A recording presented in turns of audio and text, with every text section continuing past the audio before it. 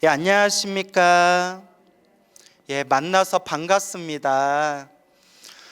제가 눈이 엄청 나빠요. 알고 계시나요? 눈이 지독하게 나빠요. 정말 운전을 못할 정도로 눈이 굉장히 시력이 나빠가지고 저 아시는 분들이 깜짝 놀랄 정도예요. 아우야, 일상생활은 어떻게 하냐.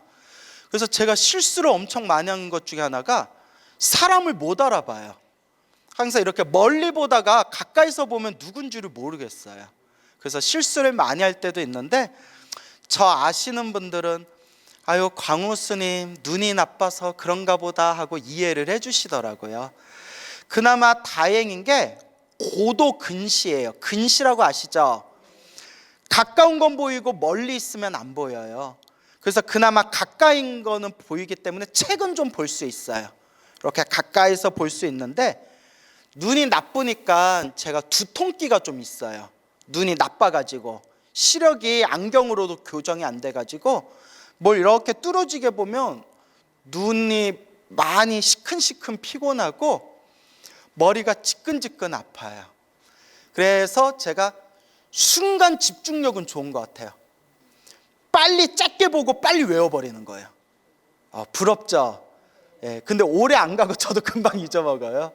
예, 그래서 시력하고 눈이 굉장히 나쁜데, 이렇게 생각해요. 이것도 나의 무엇이다? 업보구나 라는 생각이 들어요. 업보구나. 그래서 눈 나쁜 것도 그렇고 머리가 좀 지끈지끈, 이렇게 약간 편두통이라고 하나요?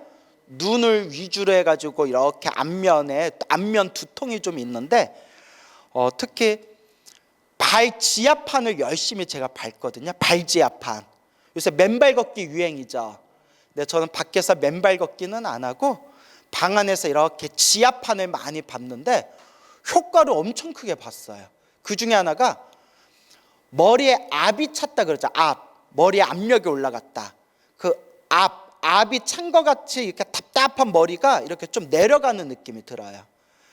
그래서 제가 발 지압판을 하루에 아무리 시간이 없어도 30-40분은 밟는 것 같아요. 시간이 넉넉하면 1시간 이상도 밟는데 엄청나게 효과를 많이 봐서 제가 발바닥에 물집이 잡힐 정도로 밟았어요.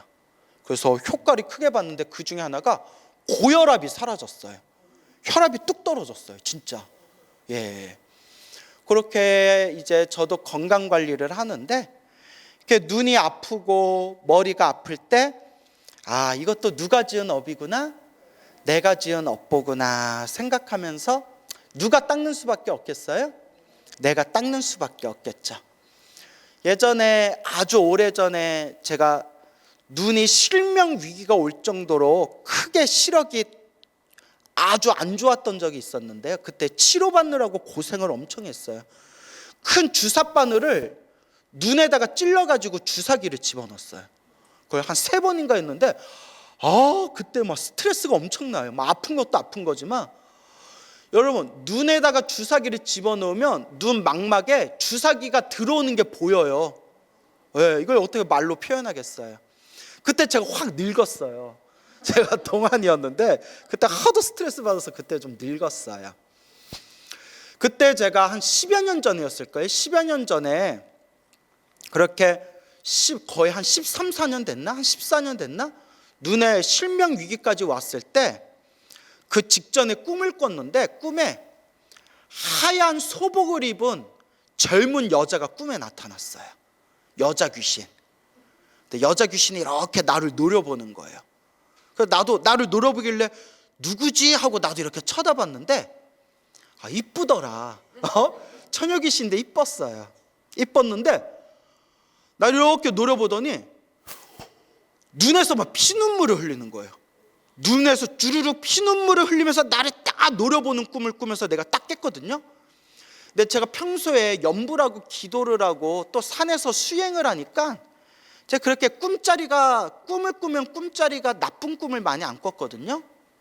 근데 그렇게 한 번씩 나쁜 꿈을 꾸면 꼭 안 좋은 일이 생기더라고요. 물론 그런 거에 집착을 안 하려고 했는데, 근데 그때 꿈에서 처녀 귀신이 눈에서 막 피눈물을 쏟으면서 나 노려보는 꿈을 꾸면서 그 꿈을 꾸고 나서 눈에 신명위기가 왔거든요. 이거 내 전생의 업보구나. 전생의 업의 인연이구나. 내가 전생에 무언가 안 좋은 업을 지어서 이번에 그 과보를 받는 거구나. 그런 생각이 들더라고요. 참 무섭죠. 그래서 이렇게 몸이 안 좋은 것도 제 얘기가 아니라 부처님 말씀처럼 전생에 지은 우리의 업보일 수 있겠구나. 그래서 이번 생에 몸 관리를 잘 못해서 생긴 병은 쉽게 나을 수 있대요, 치료하면. 근데 아무리 치료하고 아무리 치료해도 쉽게 낫지 않는 큰 병은, 오래도록 나를 괴롭히는 큰 병은 대부분 어디에서 넘어온 거다? 대부분 전생에서 넘어온 거다라는 그런 얘기가 있어요. 참 무섭죠. 예. 그래서 우리 불교에서는 항상 좋은 업을 지어라, 선업을 지어라 라고 말씀하십니다. 그래서 몸이 아픈 것을 살생의 업보라고 해요. 무슨 업보? 살생의 업보. 살생의 업보를 많이 지으면, 살아있는 생명을 죽이면 다음 세상에 사람으로 태어나도 몸이 아프거나 단명하는 업보를 받게 된대요. 그게 살생의 업보예요. 저 아시는 어느 노보살님이 계시는데 기도를 참 열심히 하시고 특히 지장기도를 열심히 하셨어요. 지장기도를 열심히 하시던 노보살님이 계셨는데 그렇게 몸이 아프시대요. 그렇게 몸이 막 아프신데 그분 딱 하시는 말씀이, 당신이 젊었을 때 먹고 산다고 이것저것 닥치는 대로 일을 하셨는데, 옛날 분들, 옛날 먹고 살기 힘들었던 시절에 열심히 살아왔던 분이세요. 그러니까 닭을 많이 죽였대요. 뭘 많이 죽였어요? 닭을 많이 죽였대요. 닭. 영어로 뭐라고 해요? 치킨? 치킨이에요? 맞나요? 닭을 그렇게 이제 많이 죽였대요.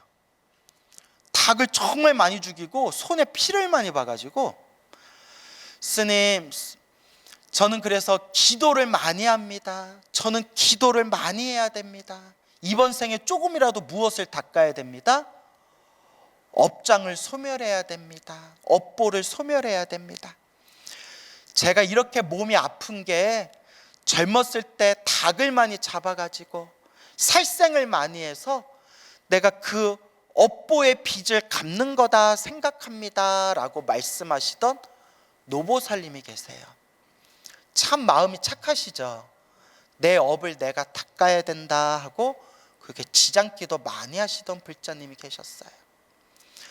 그리고 손에 피를 묻히는 살생의 업보도 무서운데, 경전에 보면 남이 살생하는 걸 보고 즐거워하면 그것도 무서운 업보가 된대요. 그 얘기 들어보셨나요? 내가 살생하거나 내가 손에 피를 묻힌 건 아니지만 남이 살생하는 걸 보고 즐거워하고 좋아하면 그것도 아주 무서운 업보가 된다라고 경전의 말씀에 나와요.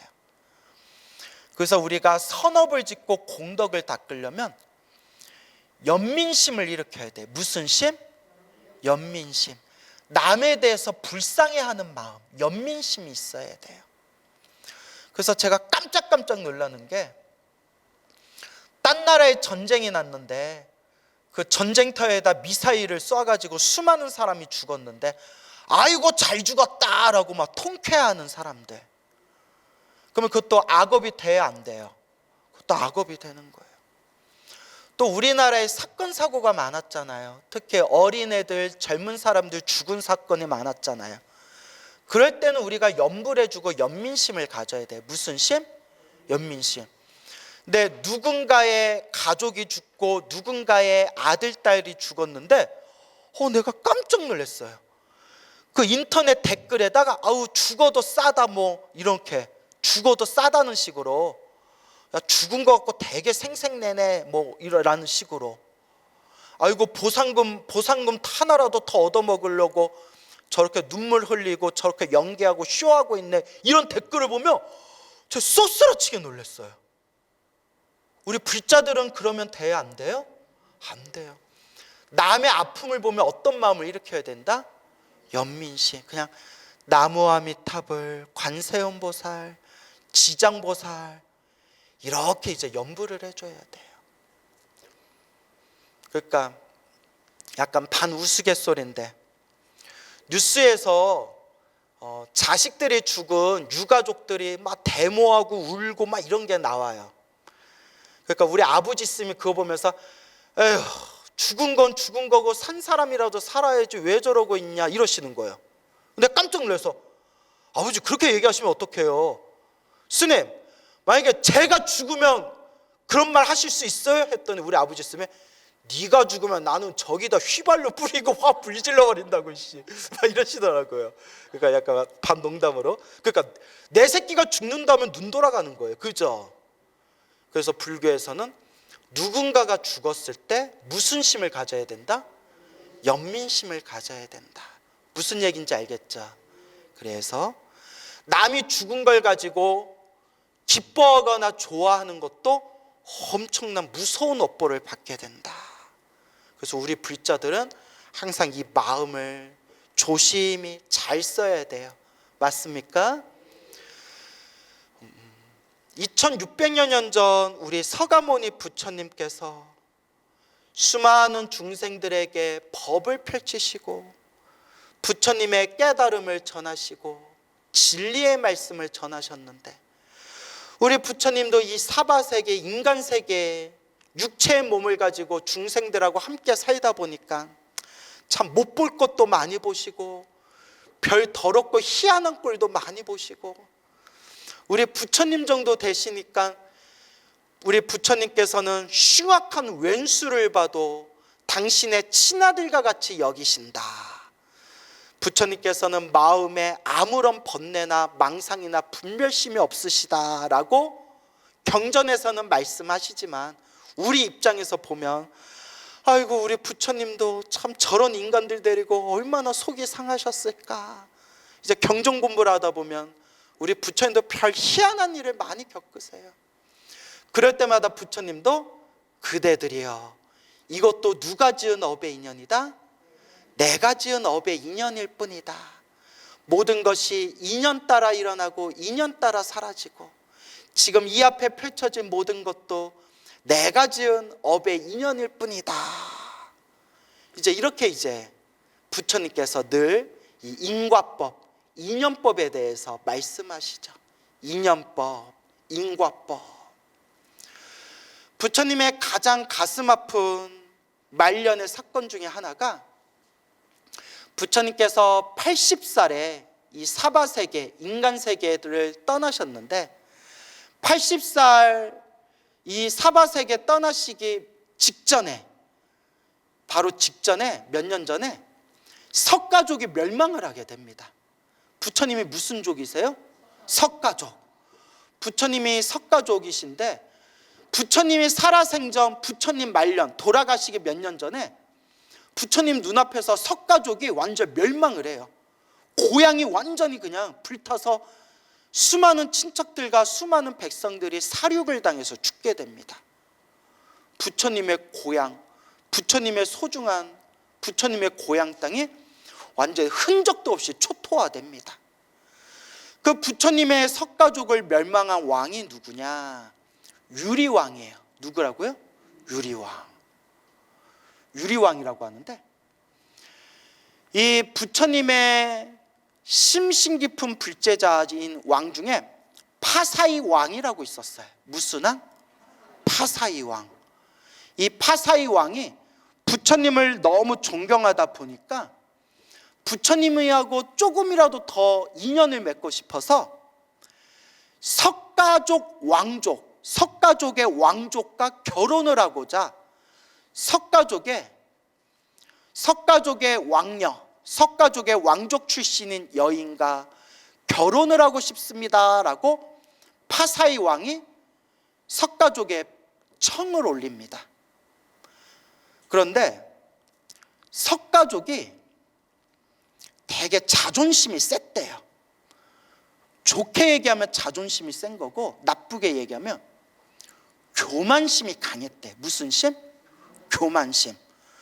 우리 석가족이 작은 나라지만 우리 집안이 뼈대 있는 집안이에요 라는 그런 교만심이 굉장히 강해가지고, 저 파사이 왕에게, 야, 저 족보도 확실하지 않은 저 파사이 왕에게 우리 소중한 핏줄, 우리 소중한 왕녀를 파사이 왕에게 시집 보낼 수 없다라는 그런 이제 교만한 생각을 일으키는 거예요. 그런데 파사이 왕이 굉장히 나라가 부강하고 군인들이 강했기 때문에 또 파사이 왕을 무시할 수가 없는 거예요. 그러니까 석가족 카필라국은 파사이 왕의 저 꼬살라국보다도, 사위성 꼬살라국보다도 훨씬 더 힘이 약했는데도 또 조그만 것들이 교만심은 강해가지고, 아니 그냥 왕녀 하나 이렇게 시집 보내가지고 서로 나라 좋게 지내면 되잖아요. 내가 졌던 놈한테 우리가 소중한 우리 석가족의 피가 흐르는 우리 왕녀를 줄 수 없다. 야, 그런데 안 주다가는 파사이 왕이 화를 내면 이것도 골치 아플 텐데, 외교적인 문제가 생길 텐데 어쩔로 그래. 아이, 주자니 아깝고 안 주자니 또 이거 불안하고. 그래서 꾀를 낸 게, 왕족, 석가족의 왕족인 남자와 이렇게 관계를 맺어서 하녀가 딸을 낳았어요. 하녀가. 그러니까 이제 아버지는 왕족이고, 아버지는 석가족의 왕족이고, 어머니는 종이에요. 여종. 무슨 말인지 이해 가시죠? 요 여종의 딸을 시집 보내자. 근데 어머니는 여종이지만, 어머니는 종이지만 아버지는 누구니까? 왕족이니까 어쨌거나 석가족 왕가의 피가 흐르기는 흐르는 거 아니냐. 그러니까 뭐는 아니다, 거짓말은 아니다. 무슨 말인지 이해 가시죠? 예. 그러니까 아버지는 왕족이요, 어머니는 여종이었고, 그 사이에 태어난 그 딸을, 이제 시집갈 나이가 된 그 딸을 이제 시집을 보냅니다. 파사이 왕에게. 그래서 파사이 왕은, 야, 우리 부처님도 석가족의 피가 흐르고, 내 마누라, 내 새로 들어온 내 왕비도 석가족의 피가 흐르니 간접적으로나마 이제 나는 누구하고 친척이 됐다? 부처님하고 친척이 됐다. 이것만 생각하면 파사이 왕이 얼마나 순진해요. 그죠? 이것만 보면 석가족이 나쁜 거예요. 석가족이 잘못했죠. 그러다가 아들을 낳았는데, 그 석가족에서 온 여인과 이제 결혼을 하고 관계를 맺어서 아들을 낳았는데, 아들의 이름을 비두다바라고 지었어요. 무슨 다바? 비두다바. 네. 한문경전은 유리라고 불러요. 뭐라고 부른다고요? 유리. 그래서 나중에 왕이 돼서 유리왕이라고 불러요. 유리왕. 비두다바보다는 유리왕이 훨씬 외우기가 쉽죠. 그래서 이제 유리왕자가 태어났는데, 어렸을 때 친정집에, 그러니까 외갓댁이죠. 왕자의 외갓댁, 석가족에 이제 왕자를 보내요. 외갓댁에 가서 좀 놀고 와라. 그래서 유리왕자가 외갓댁에 갔는데, 석가족 사람들이 자기를 대하는 게 조금 왠지 조금 어색해요. 좀 뭔가 어색하고 좀 떼떠름해요. 맞아요. 싸해요. 왜 이러지? 외갓댁에서 나를 좀 멀리하는 것 같은 느낌이 드는데, 막 이런 느낌이 드는 거예요. 그러다가 나이가 어린 유리왕자가 우연히 하녀들과 사람들이 막 대화 나누는 걸 딱 우연히 엿듣게 된 거예요. 아우, 종년의 아들이 와가지고 이게 우리가 무슨 생고생이냐 하면서 유리왕자가 앉았던 의자를 우유로 깨끗하게 닦는 거예요. 누구의 아들이라고? 종년의 아들이 앉았던 의자니까 무엇으로 깨끗이 닦아라? 우유로 깨끗이 닦아라. 인도는 예나 지금이나 무슨 계급 때문에? 카스트 계급. 아시죠? 사선 계급. 인간을 딱 똑같은 평등한 인간을 태어난 혈연 핏줄로서 딱 계급을 나눈 거예요. 그래서 지금도 인도에서 공식적으로는 카스트 계급이 사라졌어요. 공식적으로는. 하지만 아마니의 생활 속에서도 알게 모르게 그런 게 아직까지 잔재가 남아있대요.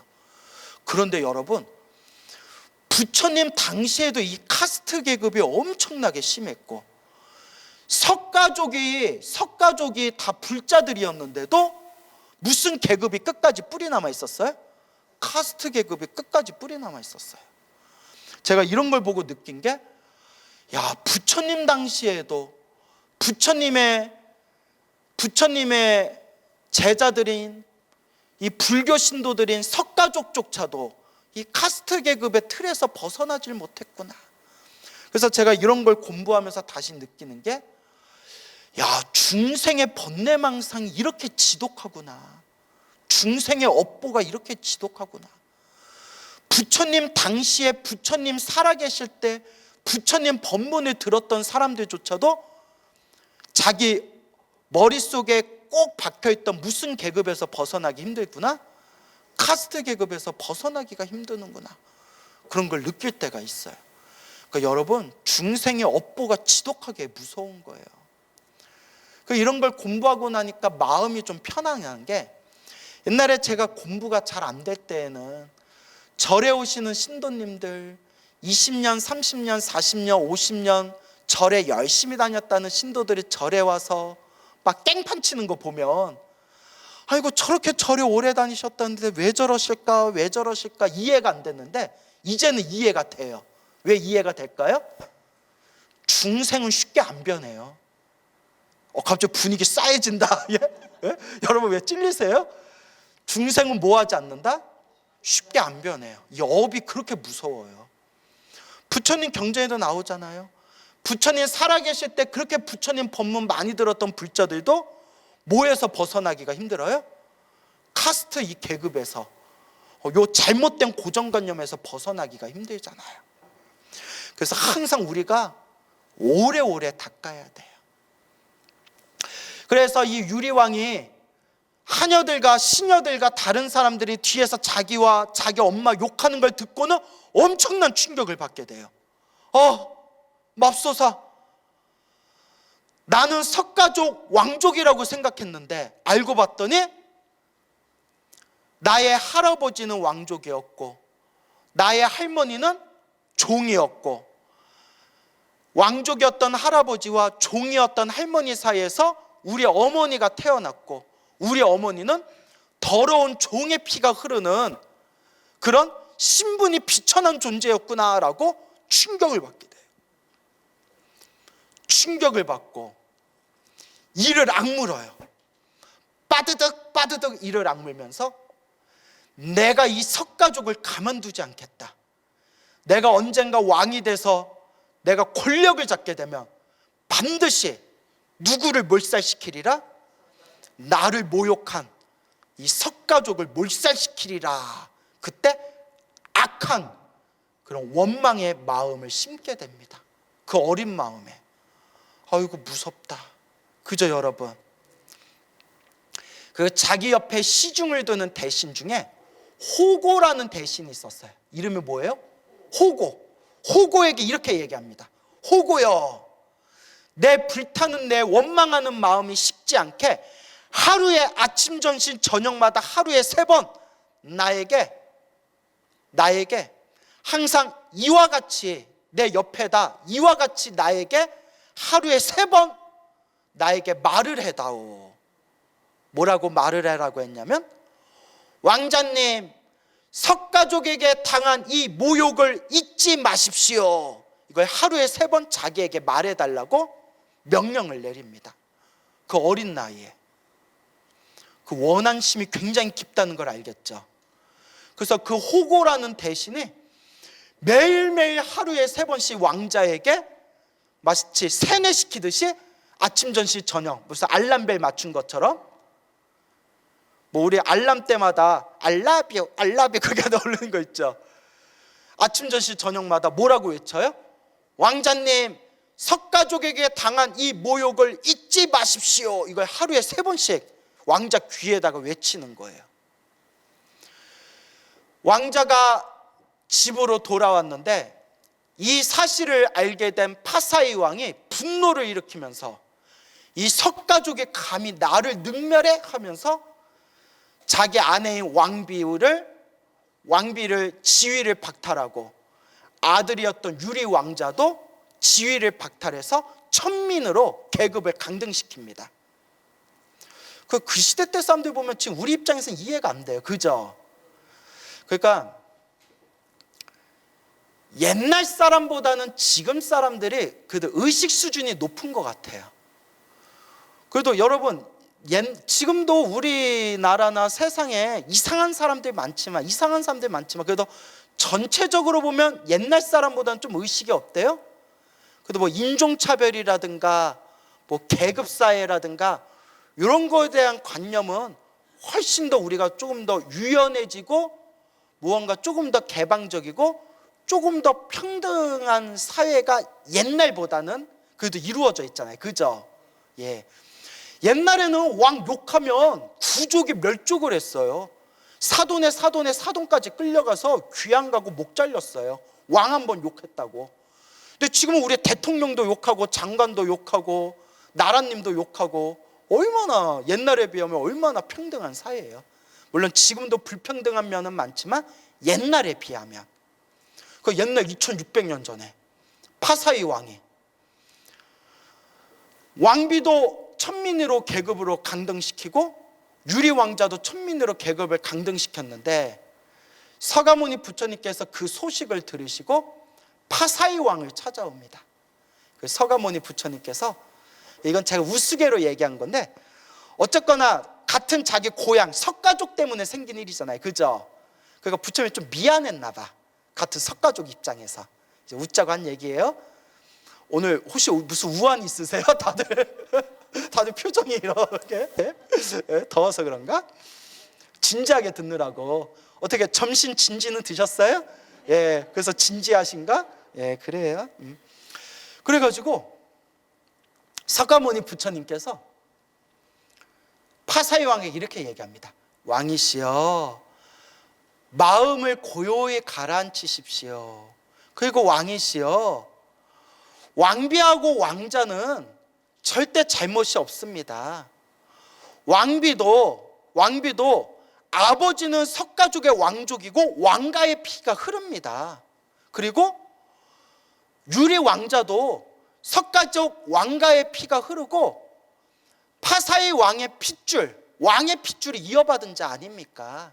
그러니 너무 그렇게 노여워하지 마십시오 라고 부처님께서 자상한 말로 파사이 왕의 마음을 어루만져 주니까 왕이 이제 마음이 싸르르 풀면서 존경하는 위대한 스승님이신 부처님이 직접 찾아와서 위로해 주는데 화가 안 풀리겠어요?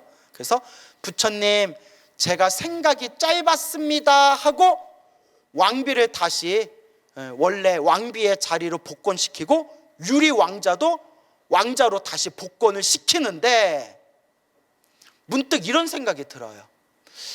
부처님은 모든 걸 다 꿰뚫어 보고 모든 걸 다 아시는 분이기 때문에 부처님은 아무런 미혹과 의심이 없이 부처님은 아무런 실수가 없으시대요. 아무런 실수가 없다고는 하시지만 그냥 저 혼자 드는 망상이 결국 이 유리 왕자가 나중에 아버지가 죽고 유리 왕이 돼서 석가족을 멸망시키게 됩니다.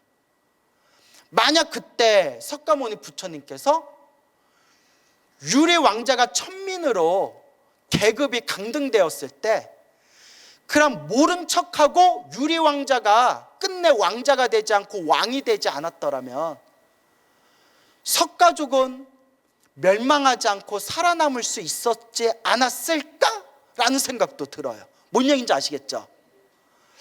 하지만 부처님 논리에 의하면 설사 유리 왕자가 왕이 되지 못했다 하더라도 지금 당장은 석가족이 멸망해서 피해갔다 하더라도 결국 석가족을 멸망하는 업보는 완전히 피할 수 있다 없다? 결국 받아야 된다라는 입장이에요. 부처님 입장은. 그러니까 여러분, 냉정하게 말하면 부처님은 숙명론을 부정하셨어요. 무슨 론? 운명은 결정되어 있다, 이걸 부정하셨어요. 경전에도 나와요. 운명은 결정되어 있다, 이걸 부정하셨는데, 또 한편으로 무슨 얘기를 했냐면, 따라해 보세요. 정업난면, 정해진 업보는 벗어나기 어렵다, 또 이렇게 얘기하셨어요. 무엇은 벗어나기 어렵다? 정해진 업보는 벗어나기 어렵다. 그러니까 잘 생각해 보세요. 숙명, 정해진 운명은 없다라고 이야기해 놓고, 또 한편으로는 정해진 업은 뭐하기 어렵다? 벗어나기 어렵다, 또 이렇게 얘기하셨어요. 참 어렵죠. 그래서 경전에서는 또 무슨 얘기를 하냐면, 내가 지은 업은 피해가기 어렵다, 다만 수행의 힘으로써 크게 받을 걸 어떻게 받는다? 작게 받는다. 이제 이렇게 또 표현을 해요. 참 이 업이란 게 무서워요. 어쨌거나 이 유리 왕자가 왕이 되고 난 뒤에 석가족을 침범해서 석가족을 도륙을 내요. 석가족을 멸망시키는데, 부처님 돌아가시기 전 말년에 석가족이 멸망할 때 부처님이 딱 3번 막아주신대요. 몇 번? 3번. 유리왕이 군사를 몰고 석가족 카필라국으로 쳐들어가고 있었을 때, 카필라국으로 가는 그 길 한가운데, 길 한목에 나무잎이 다 떨어진 나뭇잎이 다 떨어진 그 헐벗은 나무 밑에서 부처님께서 가만히 앉아 계신 거예요. 유리왕이 군사를 몰고 가다가 부처님이 나무잎이 다 떨어진 나무 밑에서 혼자 쓸쓸히 앉아 계시니까, 부처님, 나무잎이 다 떨어져서 이 그늘도 없는 뜨거운 햇볕 아래 왜 이렇게 힘들게 앉아 계십니까? 하고 유리왕이 부처님께 여쭤보니까 부처님 하신 말씀이, 아닙니다 왕이여, 친족의 그늘은, 무엇의 그늘은? 친족의 그늘은, 그러니까 친척의 그늘은, 가족, 친족의 그늘은 시원합니다, 이렇게 대답한 거예요. 뭔 얘기인지 알겠습니까? 나무잎이 다 떨어진 나뭇가지만 남아있는 이 그늘도 없는 나무 밑에 왜 앉아 계십니까? 나무잎은 없지만 무엇의 그늘은 시원합니다? 친족, 가족의 그늘은 시원합니다. 그러니까 뭐 하지 마십시오라는 뜻이에요. 우리 석가족, 우리 친족들을 침범하지 마십시오, 이렇게 돌려서 얘기한 거예요. 유리왕이 그 뜻을 알고 군사를 다시 뒤로 물려서 다시 뒤로 돌아가게 됩니다. 이걸 몇 번 했어요? 3번을 했는데, 3번을 그렇게 부처님이 똑같은 방법으로 유리왕에게 이야기를 했을 때, 유리왕이 3번 침공하고자 했을 때 3번을 석가모니 부처님의 모습을 보고 군사를 뒤로 돌려서 마지막 3번째, 그래, 원한을 갖고 있으면 뭐하냐, 부처님 얼굴을 봐서라도 이 원한을 내려놓자라고 생각을 한 순간, 누가 옆에서 외쳤을까요? 호고. 호고. 그래서 반응 맞췄어요. 그래도 아까 호고라고 기억나시죠? 호고가 이렇게 외치는 거예요. 왕이시여, 뭐라고 얘기했을까요? 어린 시절 석가족에게 당한 모욕을 잊지 마십시오. 하루에 몇 번? 무슨 종합 비타민제도 아니고 하루에 3번 꼬박꼬박. 왕이시여, 어린 시절 석가족에게 당한 모욕을 잊지 마십시오. 그 말에 다시 밑바닥에 꾹 눌려놨던 분노심이 다시 일어나면서, 그래, 용서할 수 없어 하면서 다시 군사를 몰고 갑니다. 그때 석가모니 부처님께서는 나무 밑에 앉아 계셨을까요? 안 계셨을까요? 예. 석가모니 부처님이 이렇게 말씀하십니다. 경전에 의하면 결국 누가 받아야 할 업보다 석가족이 당해야 할 업보다 피할 수 없구나. 그리고 목련존자가 이렇게 얘기합니다. 부처님, 피할 수 없다면 제 신통력으로 석가족을 숨겨가지고 이 사륙에서, 저 유리왕의 칼날 아래에서 저 석가족을 구해내겠습니다. 그때 부처님이 이렇게 얘기하세요. 여러분, 이게 중요해요. 그 어떤 신통의 힘으로도 업보를 피할 수 있다 없다? 없다. 신통으로 구제할 수 있다면, 신통으로 그 업보에서 구할 수 있다면 부처인 내가 했으리라. 하지만 자기가 지은 업보는 신통의 힘으로도 구할 수 있다 없다? 그래서 우리 불교에서는 아무리 대단한 신통력도 의미가 없다는 거예요.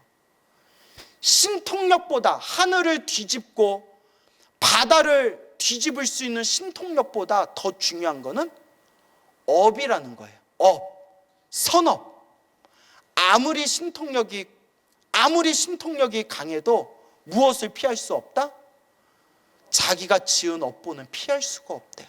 그래서 불교에서는 신통력을 중요하게 여기질 않아요. 왜냐? 어차피 중생은 뭐대로 산다? 업대로 산다. 그래서 여담인데, 저 아는 신도가 얘기해 주셨어요. 저 아는 신도가 얘기해 줬는데, 정말 용한 점쟁이를 만났대요. 역술가를 만났는데, 요새는 점쟁이란 표현 쓰면 안 되죠. 역술가를 만났는데 정말 귀신같이 잘 맞추더래요. 깜짝 놀랄 정도로 잘 맞췄대요. 또 이 얘기 들으면 쓰면 어디예요? 또 이러죠. 예? 그런데 손님이 없대요. 그렇게 잘 맞추는데 손님이 없대요. 근데 그 역술가가 하는 얘기가, 에휴, 이제 친하니까 이런저런 얘기했겠죠. 내가 남은 그렇게 잘 맞춰도 누구 건 못 봐요? 내 건 못 봐요. 이런 얘기 하더래요. 내 건 안 보여요. 이러더래요. 그래서 아유, 이거 월세 내기도 힘들어요. 이러더래요. 그러니까 남 운명은 귀신같이 잘 맞추는 점 보는 사람이 있어도 손님 많이 오는 복은 따로 있는 거예요. 뭔 얘기인지 알겠죠? 예. 그래서 이제 약간 우스갯소리 한 건데, 그래서 불교에서는 신통이 많아도 의미가 없다. 결국 뭐대로 산다? 업대로 산다. 그래서 목련존자가 자기의 신통력으로 석가족을 구하겠다고 했을 때 부처님께서 만류하세요. 신통으로도 그 업은 피할 수 없다. 그때 석가족이 그 유리왕 군사의 칼날 아래 모조리 이제 그 끔찍한 사륙을 당하게 되었을 때, 석가족의 카필라성이 피바다가 돼가지고 수많은 사람들이 살해당하고 죽음에 이르게 되었을 때, 석가모니 부처님께서 몇 날 며칠 동안 지독한 두통 때문에 자리에 누우셔서 일어나지를 못하셨대요. 천하의 부처님께서 지독한 두통이 생기셔가지고 부처님께서 오직 당신의 선정, 깊은 선정과 삼매의 힘으로 그 두통을 다스리셨다라고 경전에 나와요.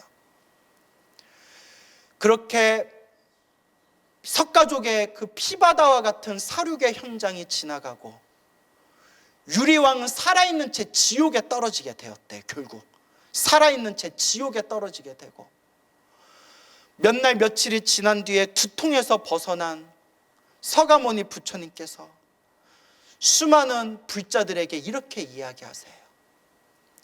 이것도 다 스스로가 지은 업보이다. 저도 어렸을 때 경전에서 불교 부처님 생애에서 이 내용을 봤을 때 저도 되게 충격받았던 기억이 나요. 그 충격의 그 느낌이 아직도 남아있어요. 여러분들도 이거 처음 듣는 분들은 좀 충격스럽죠? 부처님이 이렇게 얘기하세요. 머나먼 헤아릴 수 없는 과거 전생에 어느 한 마을이 있었는데 그 마을에 아주 끔찍한 흉년이 들었대요. 마을 사람들이 도저히 먹을 게 없어가지고 모두 다 호수로 몰려들었대요. 호수에 가서 도저히 먹을 게 없어서 사정없이 무엇을 다 잡아먹었을까요? 그 호수에서 평화롭게 살고 있는 물고기들을 다 잡아서 먹는데, 물고기를 잡아서 찢고 뜯고 베고 칼로 쳐서 잡아먹을 때, 그때 그 깊은 물속에서 살고 있는 물고기 2마리가 이렇게 얘기했대요. 우리는 아무 잘못도 저지르지 않고 호수 속에서 우리끼리 평화롭게 살고 있었는데 왜 우리를 이렇게 잔인하게 잡아먹느냐? 왜 이렇게 우리를 잔인하게 잡아먹느냐? 도저히 저들을 용서할 수 없다.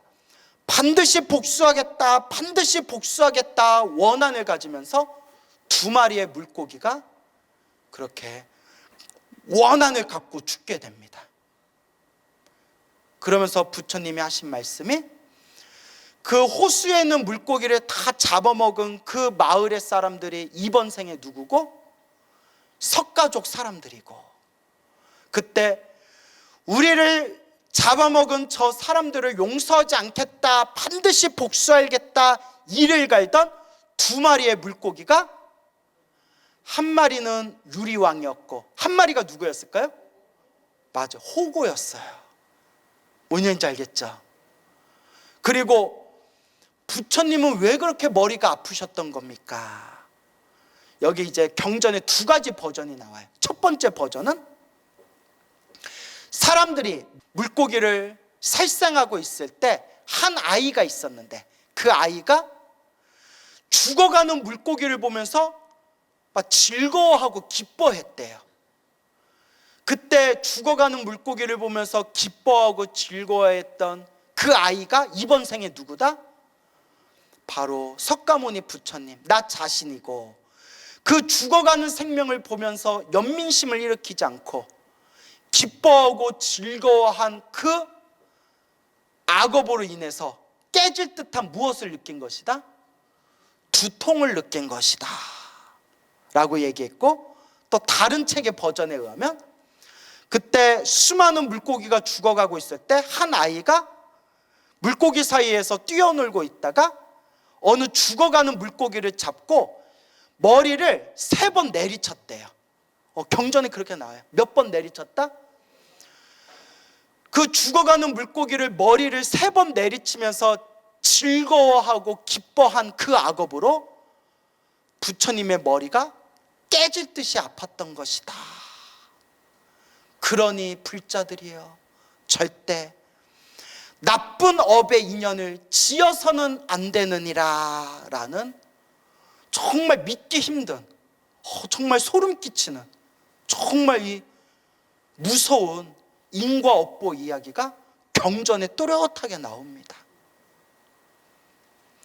근데 이런 얘기하면 어떤 불자님들은 나무아미타불, 관세음보살, 지장보살, 마하살, 제가 나쁜 업을 짓지 않고 좋은 업만 지으면서 살겠습니다. 선업만을 지으면서 살겠습니다. 제가 평생 참회하면서 살겠습니다 라는 마음을 일으키는 분이 있는가 하면, 어떤 분들은 지랄, 야 그러면 먹고 살려고 물고기 잡아먹은 사람들은 다 지옥 가겠다. 아이고 저딴 얘기를 참 뭐 이러면서 막 욕하는 사람들이 있고, 그죠 여러분? 저번에 제가 댓글을 잘 안 봐요. 왜 안 보냐면, 댓글을 왜 잘 안 보냐면 정말 좋은 내용도 있는데 보면 뭐 욕하는 내용도 많이 나오거든요. 예? 그리고 누가 이래요. 야, 저 중 얼굴을 봐라. 포동포동 얼굴에 개기름 흐르고 얼굴 뽀얀 거 보라. 야, 고기 먹는 나보다도 얼굴이 좋아 보인다. 야, 어떻게 절에서 풀만 먹는데 얼굴이 어떻게 저렇게 좋고 살이 찌냐? 그래서 내가 뭐라고 댓글 적으려고 하면, 코끼리도 풀만 먹은데도 살찐다. 야, 내가 이러려다가 내가 참았어요. 내가. 예? 자, 이제 웃자고 한 말이에요. 그래도 내가 얼굴이 좋아 보이나 봐. 예? 저번에 낚시 취미로 하는 살생은 무서운 업보가 됩니다, 이런 법문 했었죠. 거기에 막 댓글이, 예? 어떤 사람은 제가 지은 살생의 업보를 참회합니다. 스님, 이렇게 좋은 법문 해주셔서 고맙습니다. 참회하며 살겠습니다. 이런 불자들도 있고, 어떤 사람들은 막, 야, 낚시하는 사람, 낚싯집은 다 망해야 되겠네. 야, 뭐 저기요, 바다에 나가서 물고기 잡는 사람들은 다들 죽어서 다들 지옥 가겠네 하면서 뭐 별의별 막 저렇게 저런 구라를 터트리는데도 저거 듣고 있는 신도들이 불쌍하다, 야, 뭐 이러면서 온갖 댓글들. 뭐 어떡해요. 나는 그냥 경전에 있는 말씀들을 드리는 거예요. 여러분, 제가 여러분들한테 하는 법문 중에 제 얘기가 있어요, 없어요? 제 얘기 없어요. 그냥 재밌게 이야기에 양념 좀 뿌릴 뿐이지, 전 다 부처님 경전에 있는 그대로 말씀드리는 거예요. 그래서 참 이 인과법을 무섭게 여겨야 된다. 무엇을 무섭게 여겨야 된다? 인과법을 무섭게 여겨야 된다. 그래서 여러분, 스스로를 돌아보자는 거예요. 스스로를 뭐 하자? 돌아보자. 혹 내가 살아오면서 알게 모르게 지은 살생의 업보가 있다면, 부처님, 알고 지었건 모르고 지었건 몸과 말과 생각으로 지은 모든 살생의 업보, 제가 지은 모든 업보를 참회하겠습니다 라고 닦고 닦고 닦아야 된다. 그걸 말씀드리고 싶은 거예요.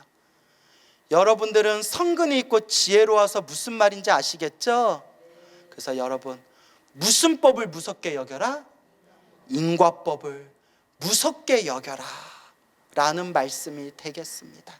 이것이 석가족이 멸망하고 부처님께서 지독한 두통에 느끼게 된 우리 부처님의 전생 업보 이야기가 되겠습니다. 여러분, 합장하시고 한 구절씩 따라하세요.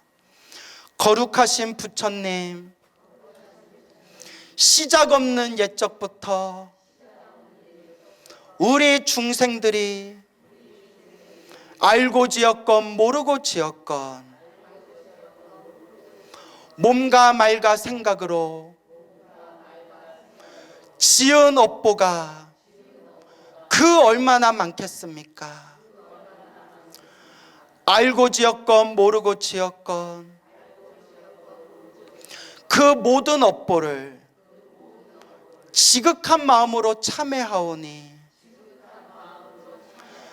모든 나쁜 죄업과 모든 업보들이 소멸하여 지이다. 모든 중생 다 함께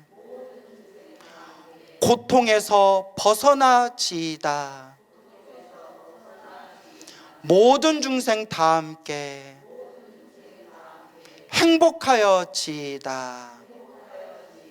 모든 중생 다 함께 성불하여 지이다.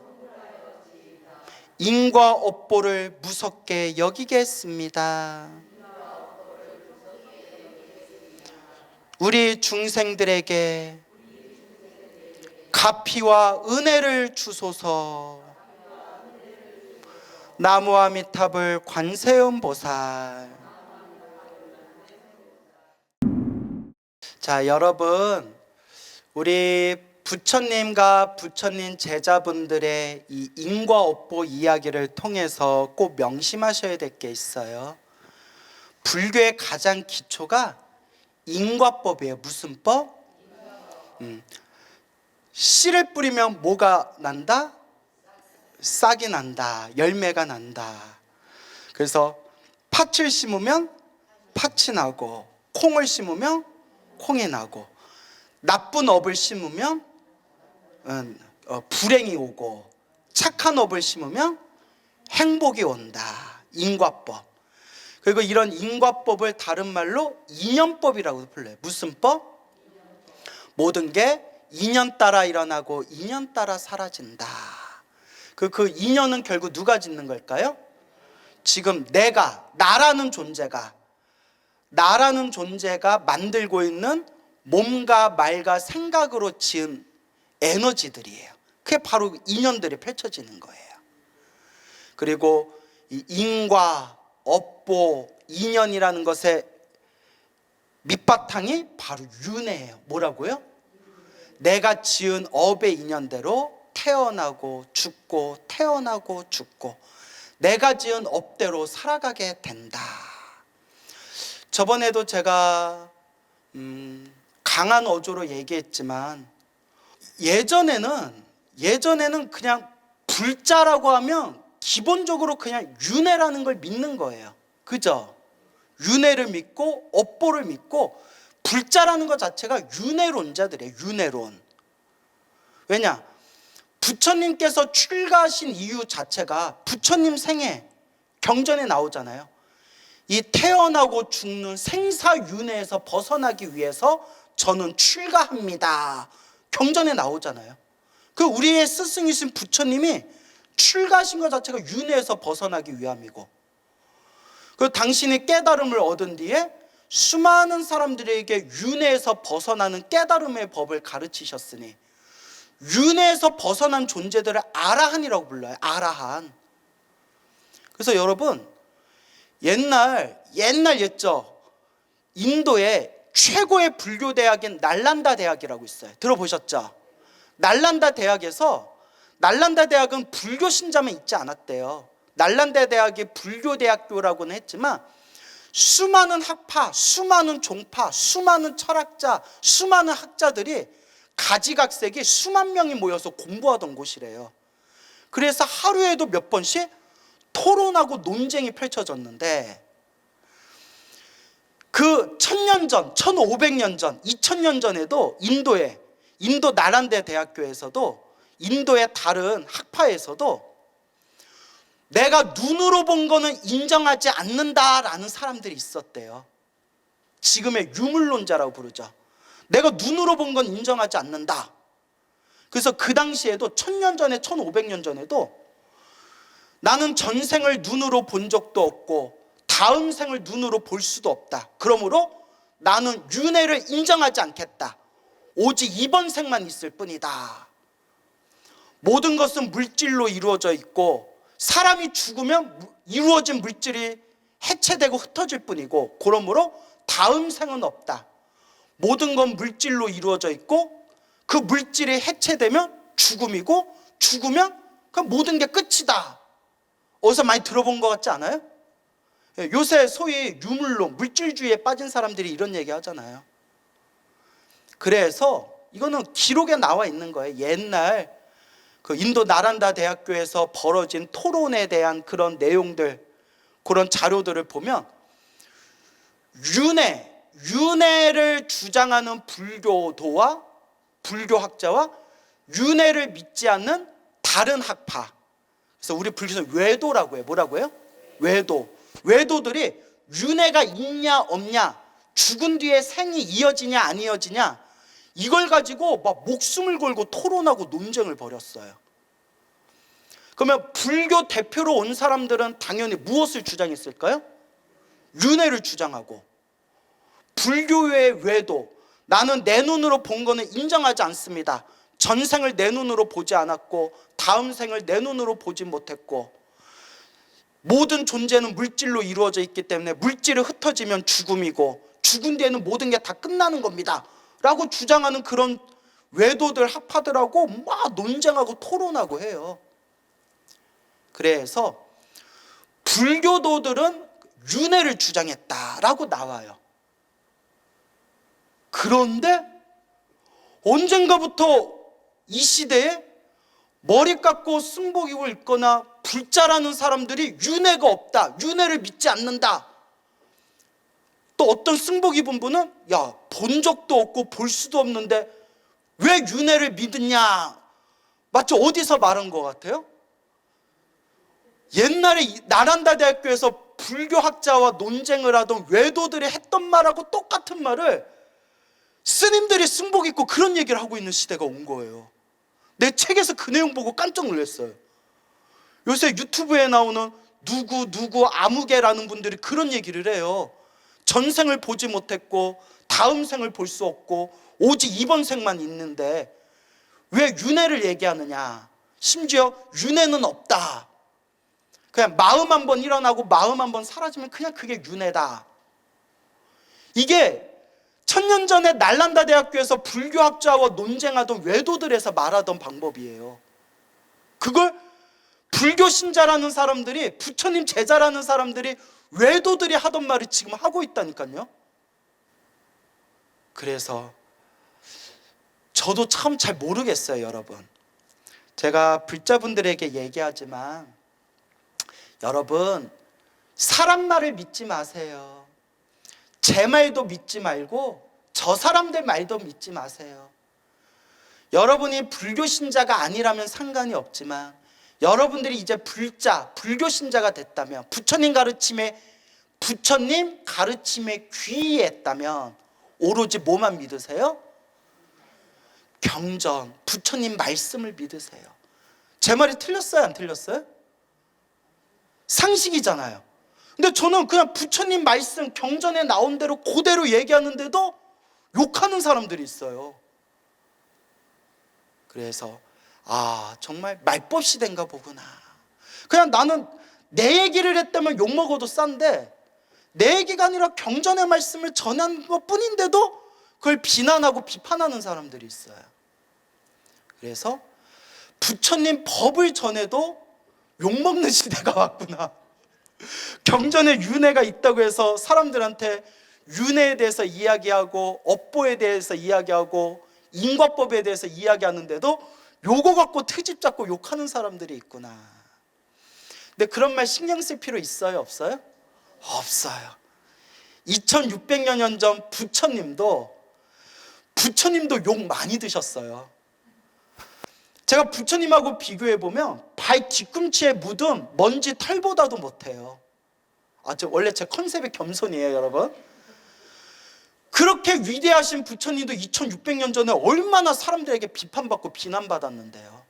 근데 부처님은 신경 쓰셨을까요, 안 쓰셨을까요? 그대들이여, 나는 오직 진리를 말할 뿐이다. 듣고 안 듣고는 누구의 몫이다? 그대들의 몫이다. 그래서 여러분, 불교 공부를 하다 보면 불교를 마음의 종교라고도 부르잖아요. 그래서 불교를 마음에 대해서 가장 완벽하게 해석하고 있는 가르침이 바로 불교예요. 근데 불교에서 이 마음에 대해서 공부를 하면, 이 중생들의 마음에 대해서 공부하면 다음과 같은 결론을 얻게 돼요. 이것도 다 경전에 나오는 말씀이에요. 자, 따라해 보세요. 중생은 자기가 보고 싶은 것만 보고, 듣고 싶은 것만 듣고, 믿고 싶은 것만 믿는다. 그게 중생이래요. 동감하시죠? 그러니까 자기가 보고 싶은 것만 봐요. 자기가 듣고 싶은 것만 들어요. 자기가 믿고 싶은 것만 믿어요. 그래서 똑같은 불교 안에도 막 파가 다 나눠져요. 똑같은 부처님 제자고 똑같은 불교의 판데도 서로 논쟁 벌이고 싸움 벌여요. 그래서 2600년 불교의 역사를 보면 똑같은 불교인데도 불교마다 종파가 쪼개져 가지고 종파마다 막 토론을 벌이고 서로 싸우는 내용들이 나와요. 똑같은 부처님 제자들인데 부처님의 똑같은 경전을 보면서 어떻게 해석하냐에 따라서 서로 막 싸워요. 그때 다시 느끼죠. 야, 우리 중생들이 이렇게 업이 무겁구나. 똑같은 부처님 경전을 공부한 똑같은 불자인데도 서로가 싸우는구나. 왜냐? 자기가 보고 싶고 듣고 싶고 믿고 싶은 것만 믿다 보니까.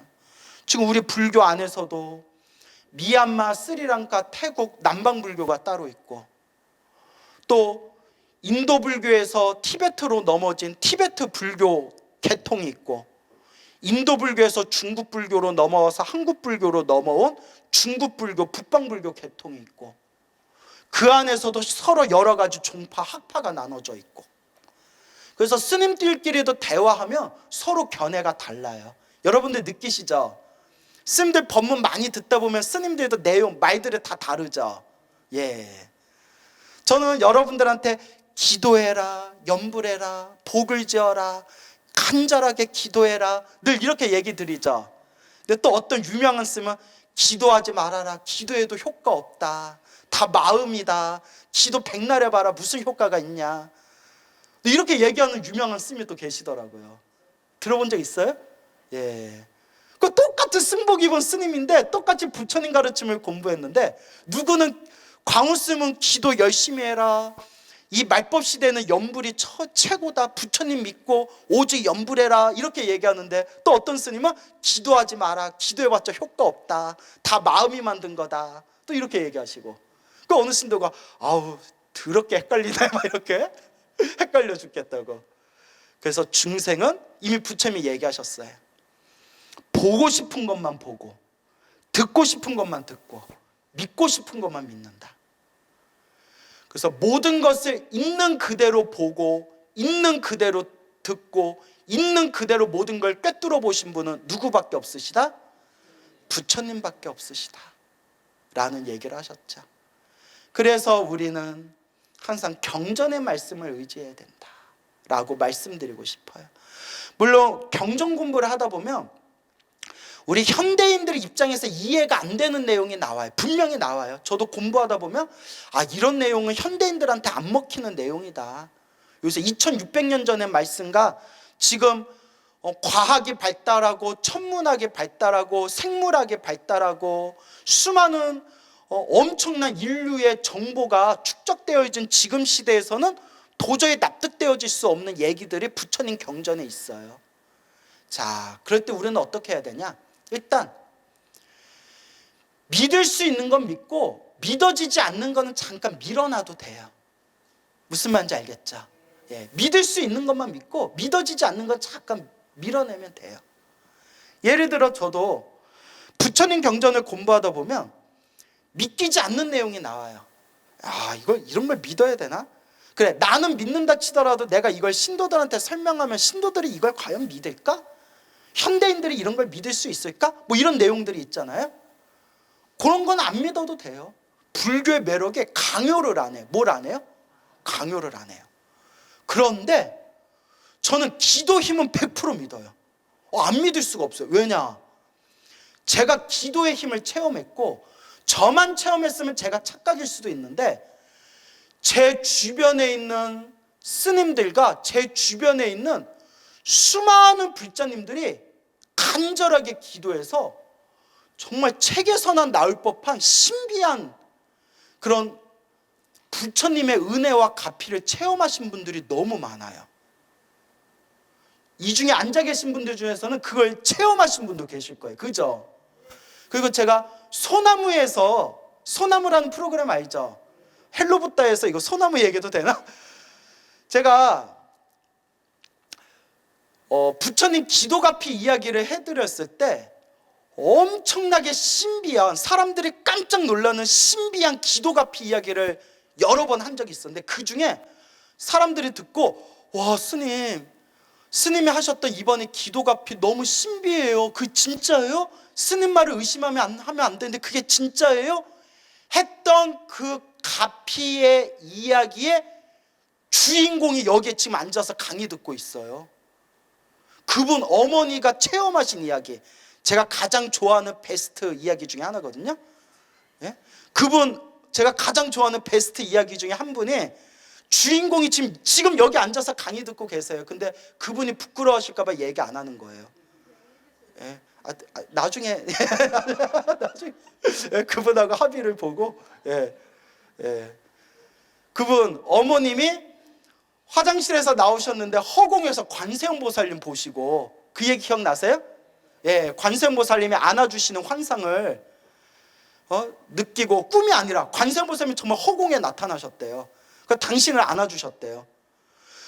그날 너무 몸이 아파가지고 병원에 실려가서 정밀검진 받았는데 깊숙이 숨겨져 있는 종양을 발견했대요. 의사가 이거 기적이라고, 이거 그냥 뒀으면 크게 잘못됐을 거라고. 근데 그날 관세음보살님이 안아주시는 환상을 보고 그 종양을 발견한 이야기. 신도들이 이 이야기 듣고 와, 스님 진짜예요? 신기해요. 신기하죠. 나도 믿기지가 않은데 그분 따님이 저한테 직접 해주신 얘기예요. 근데 제가 어떻게 안 믿을 수가 있겠어요? 여러분, 이런 얘기를 수십 가지 수백 가지를 제가 눈앞에서 직접 들으면 기도의 힘을 안 믿을 수가 있겠어요, 없겠어요? 믿습니까, 여러분? 네. 그래서 갑자기 분위기가 부흥회가 되는데, 그래서 제가 늘 하는 얘기가, 불교는 지식의 종교가 아니다. 무엇의 종교다? 내가 체험해보면 믿어요. 내가 체험을 해야 된다. 그래서 제가 여러분, 저는 정말 이번 생에 부처님 가르침 만나서 정말 다행이다, 감사합니다. 내가 부처님 가르침 안 만나고 이번 생 엉뚱한 짓 하고 방황했으면 다음 생 또 어떤 업보를 받았으려나, 막 이런 생각이 들 정도로 부처님 법을 만난 게 너무 다행입니다, 감사합니다 생각을 하는데, 제가 또 은근히 티베트 불교를 좋아해요. 어디 불교? 티베트 불교. 그 티베트 불교 책도 많이 보고 달라이라마 스님 법문도 많이 보고 했는데, 근데 명심하세요, 여러분. 그냥 사람 사는 데는 다 똑같아요. 이거 어쩔 수 없어요. 우린 중생이기 때문에, 스님도 중생이기 때문에. 그래서 여러분, 티베트 불교도 단점이 있어요. 여러분들은 그냥 티베트 불교가 유행하면서 티베트 불교 큰 스님들이 이제 팔이 안으로 굽는다고 자기 거 홍보해야 되잖아요. 그 티베트 불교, 티베트 스님들이 좋은 얘기만 하니까 티베트 불교가 대단한 것처럼 느껴지겠지만, 또 깊이 들어가면, 저 진짜 열심히 공부했거든요. 깊이 들어가서 비하인드 스토리 보면 티베트 불교도 환상이 와장창 깨지는 이야기가 많아요. 사람 사는 건 똑같구나.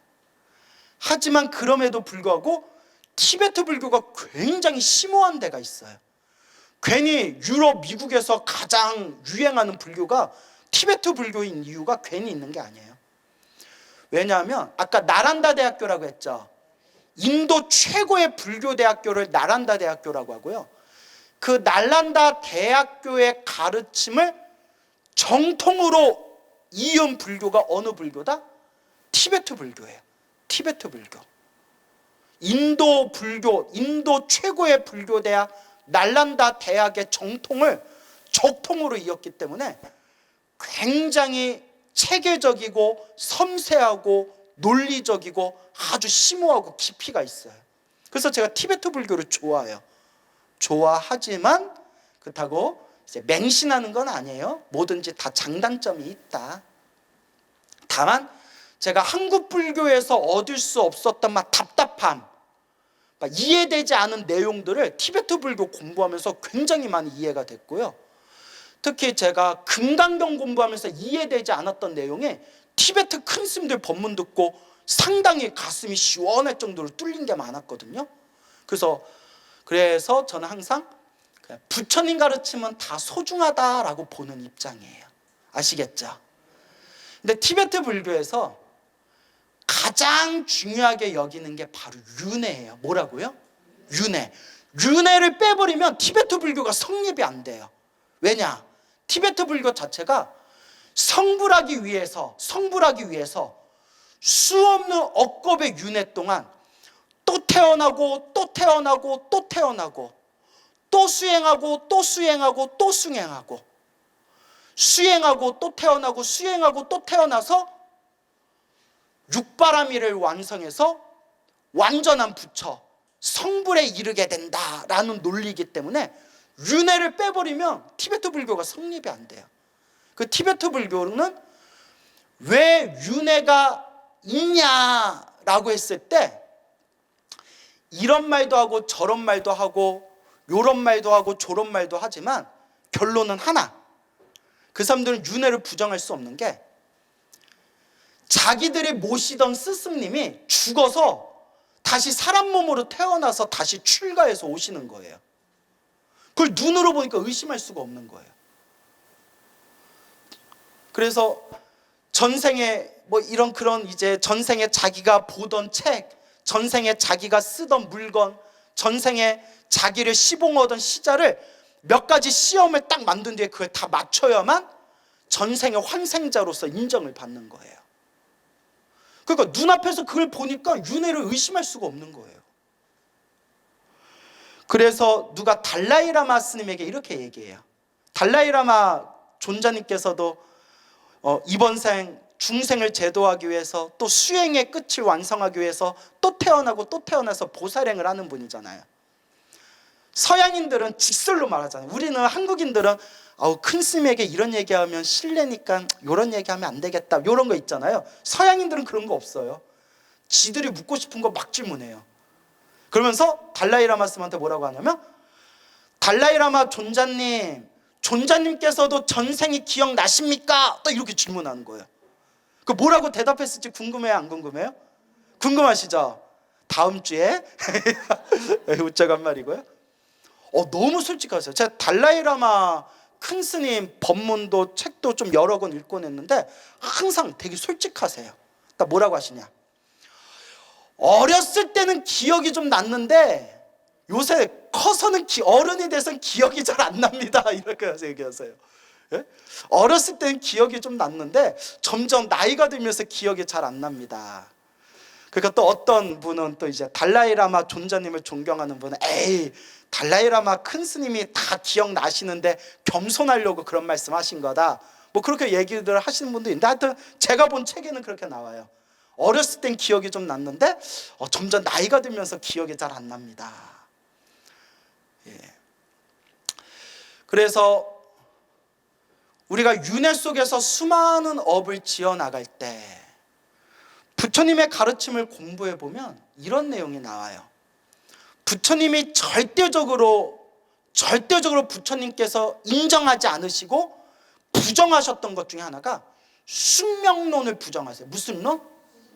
모든 건 결정되어 있다. 태어날 때 모든 게 결정되어 있다. 태어날 때 운명이란 게 결정되어 있다. 이걸 철저하게 비판하세요. 그게 잘못하면 카스트 제도가 돼요. 태어날 때 이미 결정되어 있다. 계급, 태어날 때부터 계급이 결정되어 있다는 말로도 통하잖아요. 부처님은 철저히 부정하세요. 결정되어진 건 없다. 인연 따라 일어나고 인연 따라 사라진다. 연기법, 조건 따라 일어나고 조건 따라 사라진다. 결정된 것은 없다. 정해진 운명은 없다. 라고 말씀해 놓고 또 다른 내용을 보면 정업난면, 내가 지은 결정된 업보, 내가 지은 정해진 업보는 뭐하기 어렵다? 벗어나기 어렵다. 벗어나기 어렵다. 그러니까 결정된 업은 없다라고 해놓고 또 벗어나기 어렵다. 나는 벗어나고 빠 이러는데 부처님 뭐라고 하세요? 벗어나기 어렵다. 내가 지은 결정된 업은 벗어나기 어렵다. 그러니까 나중에는 또 어떤 내용이 나오냐면, 받기는 받는데, 내가 지은 업을 받기는 받는데, 내가 지은 업이기 때문에 받기는 받지만 수행을 열심히 하면 크게 받을 걸 어떻게 받는다? 작게 받는다. 이게 이제 금강경이나 어떤 다른 부처님 경전에 이제 이런 내용들이 나오는 거예요. 그러면서 제가 느낀 게, 업이란 게 이렇게 무섭구나. 그래서 부처님께서 당신의 수많은 전생 이야기를 하실 때, 수많은 전생 이야기 중에서 부처님은 당신이 전생이 있다고 얘기하셨어요. 그 당신이 전생에 어떤 업을 지었고 어떤 보살행을 닦았다라는 걸 경전에서 다 말씀하셨어요. 근데 부처님은 있다라고 했는데, 머리 깎은 분들 중에서 없다라는 분들이 있으니까 신도들은 헷갈리고 난리 나는 거죠. 그러니까 스님 말도 믿지 말라고요. 그러니까 여러분, 광우 스님 말도 믿지 마세요. 누구 말만 믿어요? 부처님 말씀만 믿으세요. 그러니까 깔끔하죠. 그러니까 광우 스님 말도 믿지 마세요. 이러니까 속으로, 그럼 광우 스님 강의 안 들어도 되겠네. 부처님 말씀만 보면 되겠네. 뭐 이렇게 생각할 수도 있겠지만 부처님 말씀만 믿으세요. 그래서 부처님이 과거 전생에 당신의 업의 이야기들을 다 경전에서 이야기하셨고, 심지어 부처님께서 성불하고 난 뒤에도 당신이 겪는 고통을 제자들에게 말씀하시기를, 내가 머나먼 과거 전생의 업보가 있어서 성불한 후에도 이 업보를 받고 있는 것이다, 이렇게 말하는 내용이 나와요. 성불한 후에도 자기 업보를 받는데요. 우와, 무섭죠. 물론 대승불교에서는 이렇게 얘기해요. 대승불교에서는 아니다. 이거 제가 여러 번 얘기 들었죠. 아니다. 부처님은 모든 업장이 소멸하셔서 더 이상 받을 업보가 없는데, 다만 중생들에게 무엇의 무서움을 보여주기 위해서, 업보의 무서움을 중생들에게 또렷하고 분명하게 보여주기 위해서 성불하신 부처님조차도 업보를 피해가기 어려우니, 업보가 이렇게 무서운 거니까 나쁜 업을 짓지 말아라 라는 걸 보여주기 위해서 모든 업장이 소멸되셨는데도 일부러가 중요해요. 일부러 업보 받는 모습을 중생들에게 일부러 그냥 보여주신 거다. 이제 대승불교에서는 또 그렇게 얘기를 해요. 근데 이제 누구 말씀이 맞든 하여튼 업이라는 게 이렇게 무섭다는 거예요. 그래서 제가 티베트 불교를 좋아한다고 했잖아요. 티베트 불교에 대해서 공부할 때 티베트 불교에 정말 도인들이 많았어요. 정말 전설 같은 신통력이 있는 그런 깨달음의 경지가 깊은 도인들이 굉장히 많았는데, 도인들이 많았는데도 중국 공산당이 침범해가지고 티베트 사원들이 다 불타고 스님들이 학살당하고 수많은 사람들이 죽고 티베트가 완전히 무너져가지고 저 인도 다람살라로 쫓겨가서 만명 가고, 티베트가 무너지는 것을 아무리 도인들이 많았어도 막았을까요? 못 막았을까요? 못 막았어요. 저도 이걸 굉장히 심각하게 고민해봤거든요. 그렇게 도인이 많고 그 시대에 신통력 있는 티베트 스님들도 있었다는데 왜 이걸 못 막냐? 부처님 당시 부처님의 고향 석가족이 멸망했을 때 부처님이 막으셨어요? 못 막으셨어요? 못 막으셨어요. 경전에서 부처님이 당신의 신통의 힘으로 지금 석가족의 멸망을 지금은 막아냈다 하더라도, 결국 지금은 피해갔다 하더라도 이건 석가족이 지은 업보이기 때문에 결국 언젠가는 뭐 할 수밖에 없다? 결국 받을 수밖에 없다. 그래서 말씀드렸죠, 저번 시간에. 신통보다 무서운 게 뭐다? 업이다. 아무리 신통력이 강해도 무엇을 피해갈 수 없다? 업을 피해갈 수 없다. 티베트 불교가 그렇게 스님들이 많고 그렇게 고승들이 많고 그렇게 스님들이 부처님 살려주세요 기도해도 티베트 불교가, 티베트라는 나라가 짓밟히고 무너지고 부셔지는 걸 아무리 스님들이, 티베트 스님들이 기도해도 막았어요? 못 막았어요? 못 막았어요. 이게 업의 무서움이에요. 그리고 달라이라마는 말씀하시죠. 여러분, 중국을 미워하지 마십시오. 중국에게 짓밟히고 나라를 빼앗긴 것 자체가 누구의 업입니다? 우리 티베트의 업보입니다.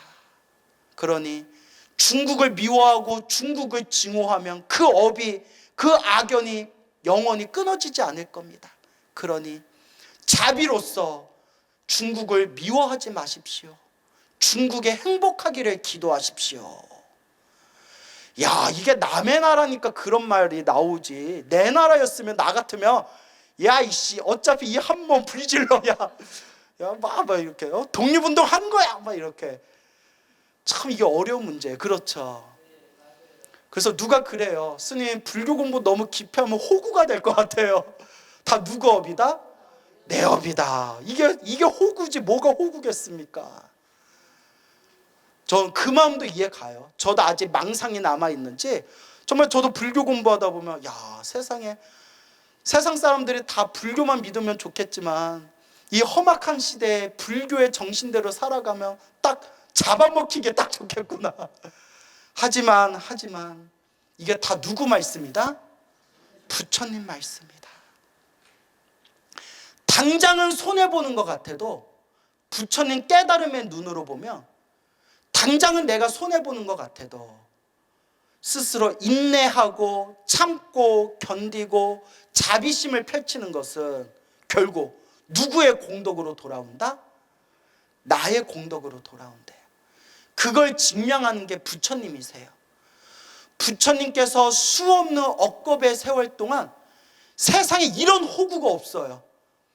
모든 걸 다 퍼주고 눈도 뽑아주고 팔도 뽑아주고 다리도 뽑아주고 자기 목숨까지 버려가면서 중생을 위해서 모든 걸 희생하셨지만 결국 우주에서 가장 위대한 스승님이 되셨으니 그분이 바로 누구시다?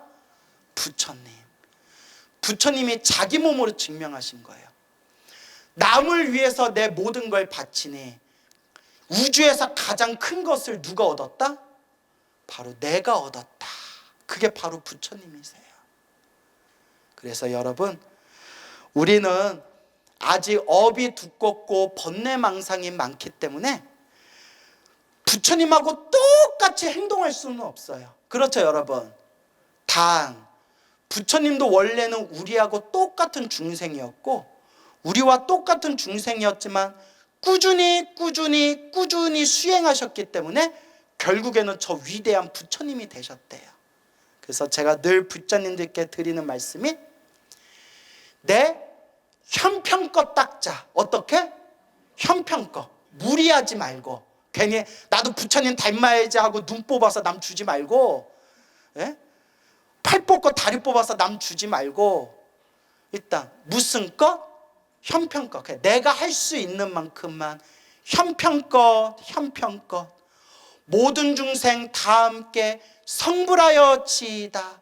모든 중생과 다 함께 깨달음을 얻겠다는 마음으로 형편껏 꾸준히 닦다 보면 언젠가는 우리도 누구와 똑같아질 것이다?